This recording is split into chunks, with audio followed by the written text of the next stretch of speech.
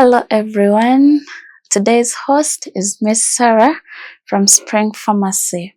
Well, we're going to continue with the active ingredients. Today I'm going to talk about niacinamide, which is also known as vitamin B3. Niacinamide comes in different formulations. It comes in a serum, in a cream, and in a toner. It is gentle on all skin types, meaning it does not react on the skin anyhowly.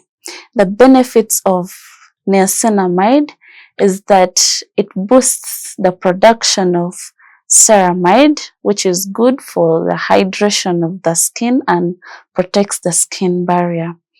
Another benefit is that niacinamide helps in controlling the sebum production, and by doing that it will be reducing on the chances of getting acne on the skin.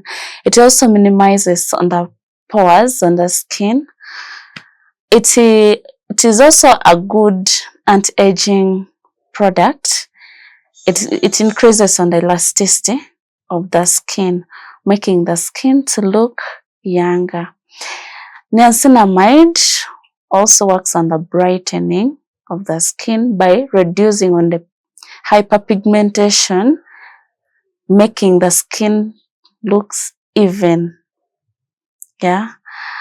Niacinamide also has some side effects, and the side effects comes because of high concentration and impurity of the niacinamide.